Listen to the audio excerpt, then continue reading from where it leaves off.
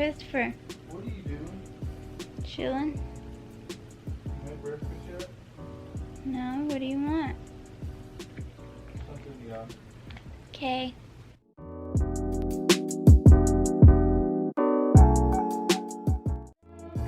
morning. Good afternoon.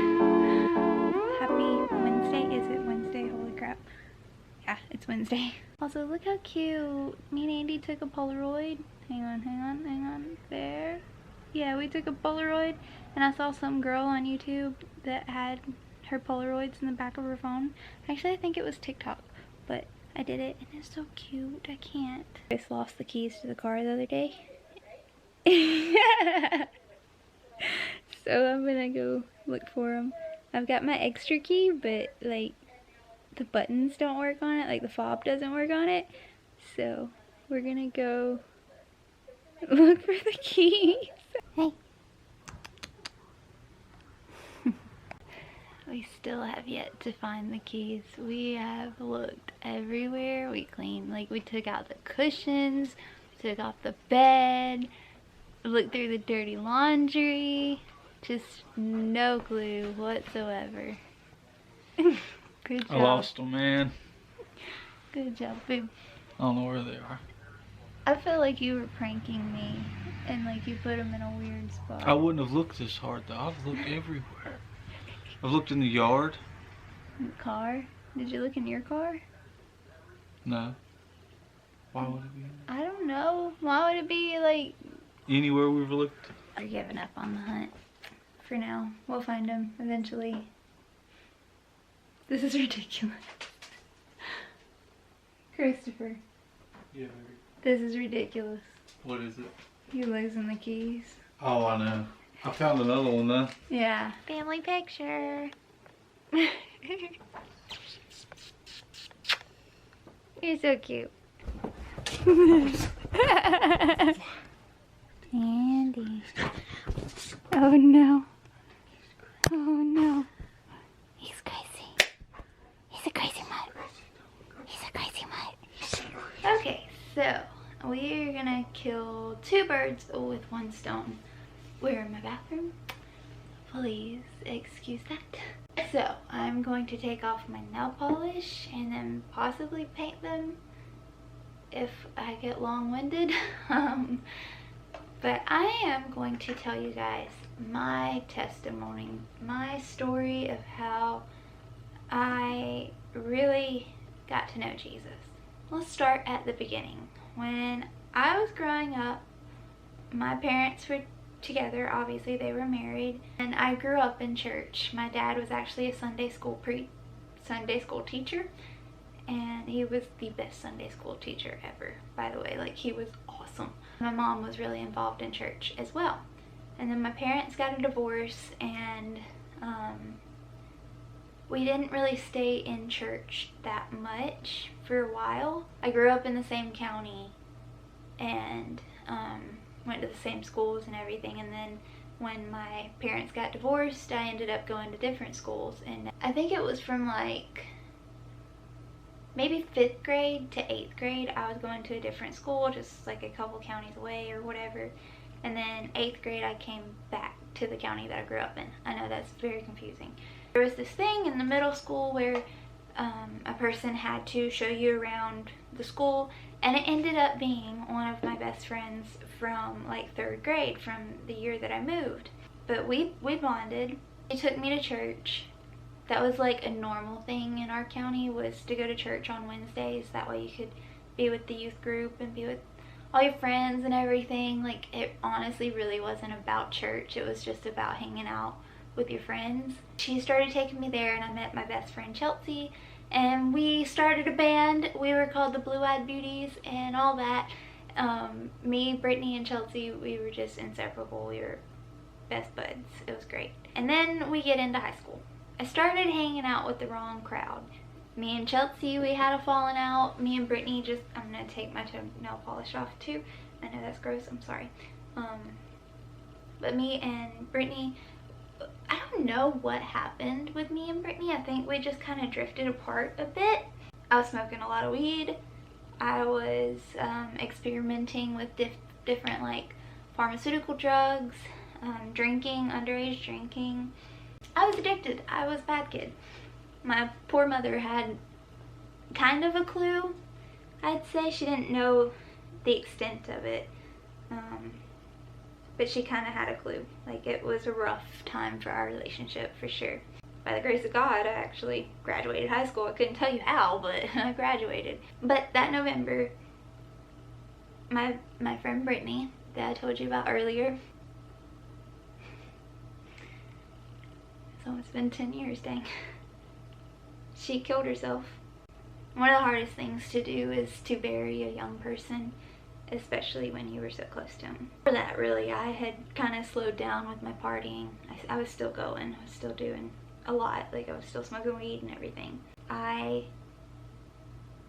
kind of just stopped after Brittany passed away because it hurt to the core. Because I'll be honest with you, I've had those thoughts before. I've been in that position. Like, anxiety and depression is not a joke. It's not something that you should joke about ever. So it really, like, it hit home for me that she took her own life. So fast forward to, gosh, I think it was like the end of November, maybe that soon, maybe like into January or something like that. I'm not really sure. My mom was going to a new church. I decided to go with her. I think it was maybe my second time going to Free Chapel. I'm not sure. But something that Jensen Franklin was preaching that day, I could not tell you what the sermon was, but something was that he was preaching. Our church is humongous. It's crazy huge. There has to be like, I don't even know. I feel like saying 7,000 seats would be tiny, but it's huge, okay? I went with her. We set up in like the balcony seats, so kind of in the very back. And he said something, and then at the end of the service he said, there's someone in here that I was speaking to today. This message was for you. And that message was for me. Sorry. I was in such a bad spot. And I didn't want to end up like my friend, because I knew that I had that capability, and I didn't know what all the drugs and stuff were gonna tell my brain, basically. But that day I can remember my mom was sitting closer to like the aisle than I was, and I didn't even look at her. I'm so sorry. I didn't look at her. I didn't say anything. I just said, "Excuse me," and pushed her out the way, and I ran down to the altar call. And she was coming right after me like, "Where's she going?" Once I got down there, tell me this ain't God. Once I got down there, I was met by this lady, one of the prayer workers, the prayer warriors down there. And she put her arm around me and she said, "God drew me to you. I saw you." And I'm literally shaking. Sorry. You'd think after all this time I could tell this, but it's just this God thing. She was like, "God drew me to you. I saw you and I had to come pray for you. Why am I praying for you?" And I said, I've been bad. I've been doing some bad things. And my best friend killed herself a couple weeks ago, a month ago, whenever it was that I got saved. I'm not one to remember dates like that, so excuse me for that.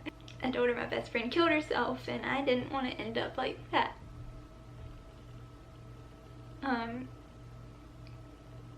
And the lady grabbed me, she hugged me, and told me this isn't a God thing. She was like, "Sweetheart," she was older than me, like probably in her 40s maybe. She said, "When I was in high school, my best friend killed herself." Like, out of a church that has so many people there. Like, I'm telling you, I think 7,000 is an understatement. so many people, and I end up having a prayer warrior who had been through what I had been through. Tell me that's not like a reassuring thing. I'm like, I want to bawl right now. I'm just so freaking grateful for Jesus. I've been clean ever since, and have I been the perfect Christian? Nope. I could have been arrested so many times. I could have died. I could have overdosed when I was partying and everything. I could have just, it could have been over for me. I've never been arrested, never gotten any trouble like that, and I owe that all to the grace of God and my mother's prayers. I am going to actually record my podcast. I really don't know what I want to talk about. I have a couple of things written out, but it just doesn't feel appropriate right now, like with everything going on. So I might just record them and just see what we think. I'm gonna do that real quick. We're gonna sit in my bathroom and do it that way. We're away from all the sounds and everything. I'm actually gonna wash my hands because they smell like nail polish remover. Hello everybody, welcome to the She Shall Not Be Moved podcast. I'm your host, Emily Burton. Thank you so much for joining me today.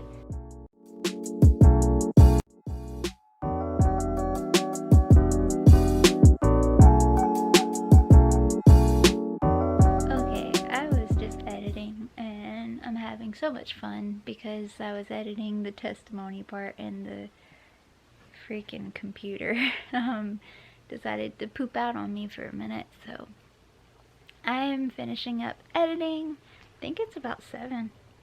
Oh my gosh, it's 8 o'clock. Okay, dokie. Well, Chris's game finally updated, so he is playing his game, and I'm just sitting here editing, so I just thought I'd hop on here and just end the vlog. I'm gonna take these off. So I hope you guys enjoyed today's video. If you did, give it a big thumbs up. I hope you guys enjoyed my testimony. I just got done editing it and I'm a little nervous to be posting it on the internet for the world to see.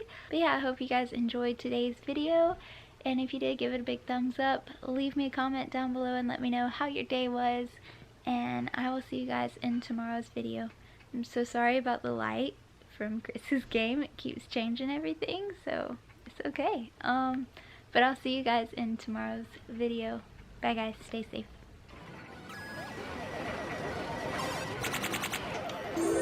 Choose your fighter.